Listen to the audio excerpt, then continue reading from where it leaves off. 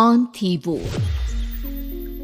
मैं 8 महीने की प्रेग्नेंट थी और अपनी डिलीवरी के लिए अपने मायके गई थी। माँ ने मुझे फोन पर बताया, घर के पीछे की तरफ जो खाली जमीन थी ना, वहां पर एक नया कमरा बनवा लिया है।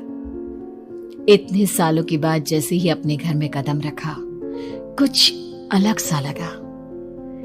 माँ, ये घर के पीछे की तरफ नया कमरा बनवाने की क्या जरूरत थी? अरे बेटा, घर के पीछे दूर दूर तक खाली जमीन है। तेरे पापा को कई दिनों से लग रहा था कि यहाँ पर एक कमरा बनवा लेंगे तो ताजा हवा मिल जाया करेगी। अब तो ये सब छोड़ और चल जल्दी से दूध पी ले। माँ, मैं थोड़ी देर में पी लूंगी, आप सो जाओ। मैंने दूध का गिलास उठाकर उस खिड़की में रख दिया। पता नहीं कब आंख लग गई। अचानक से खिड़की के पल्लों के खड़कने की तेज आवाज आई। दूध का गिलास धड़ाम से जमीन पर आ गिरा। जमीन पर गिरते ही दूध का रंग लाल हो चुका था। मैंने खिड़की से झांक कर बाहर देखा। चारों तरफ धुप अंधेरा था।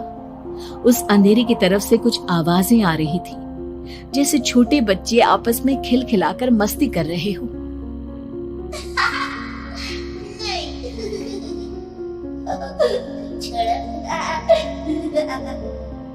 इतनी रात को इतने घनघोर अंधेरे में बच्चों की आवाज कैसे आ रही है? घड़ी में वक्त देखा तो ठीक 12 बजे थे। देखकर मैं सन्न रह गई। बुरी आत्माओं और भूतों की कई कहानियां मैं सुन चुकी थी। वक्त भी कुछ ऐसा ही था।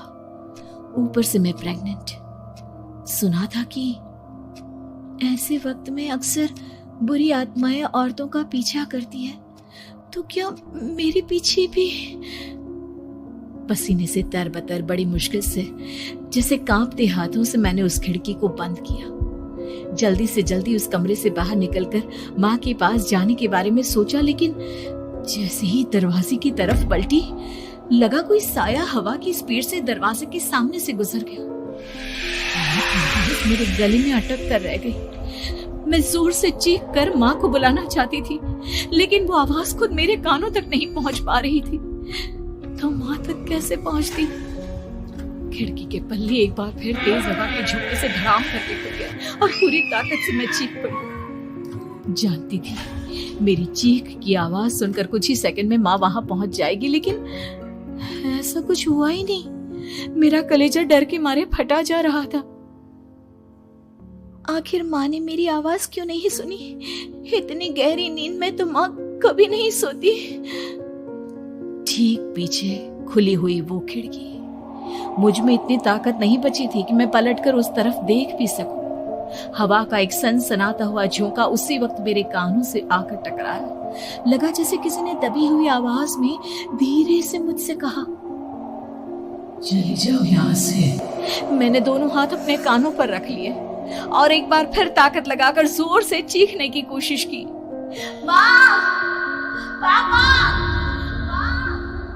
मेरी आवाज उस कमरे की दीवारों से टकराकर वापस मुझे ही सुनाई दे रही थी। जितनी ताकत के साथ मैंने चीखने की कोशिश की थी, कुछ ही देर बाद उससे कहीं ज्यादा तेज और दर्दनाक चीख मुझे सुनाई देने लगी। ये आवाज ठीक मेरे पीछे खिड़की से आ रही थी। वो आवाज मेरे कानों में पिघलते हुए लोहे की तरह गिर रही थी। उन आवाजों में हैवानियत थी। वो आवाजें किसी इंसान की नहीं है, इतना मैं समझ चुकी थी। कांप रहे हाथों से मैंने अंधेरे में कुछ ढूंढने की कोशिश की। तभी अचानक मेरा हाथ बेड पर रखी टॉर्च पर पड़ा। किसी तरह ताकत लगाकर टॉर्च का बटन ऑन किया, लेकिन ये क्या? सामने दरवाजे पर 3 छोटी लड़कियां खड़ी हुई थी। उनके हाथ में स्टील के चमचमाते हुए चाकू थे। मैं घबराकर लड़खड़ाई और पीछे की तरफ हटी, लेकिन तब तक वो मेरे पास आ चुकी थी। उनकी गर्दन टेढ़ी थी और उनके हाथों के वो चाकू मेरे पेट को निशाना बनाने को तैयार। मैं जोर से चीखी, नहीं, छोड़ दो मेरे बच्चे को, मत मारो, मत मारो, छोड़ दो मेरे बच्चे को। सोनाली, क्या हुआ बेटा? तू इतनी डरी हुई क्यों है? उठ बेटा, क्या हुआ? हड़बड़ाकर मैंने अपनी आंखें खोली। देखा तो दिन निकल आया था। माँ मुझे जगा रही थी। मेरा चेहरा पूरा पसीने से लथपथ था। क्या हुआ बेटा, तुमने कोई बुरा सपना देखा क्या? मैं अभी तक अपने पूरे होश में नहीं थी। वो मेरे बच्चे को मार देगी माँ। वो लड़की मेरे बच्चे को। मैंने घबराकर अपने पेट को छुआ। सब कुछ ठीक था। और वो दूध जो रात को यहाँ पर गिर गया था, उसका रंग लाल हो गया था। माँ ने हंसते हुए दूध का गिलास मुझे दिखाया। तुमने दूध पिया ही नहीं, पूरा का पूरा ऐसे ही रखा हुआ है। तुमसे कहा था ना सोनाली, सेहत के लिए लापरवाही ठीक नहीं बेटा। लेकिन मैंने तो सब कुछ अपनी खुली आंखों से देखा था। ये सपना कैसे हो सकता?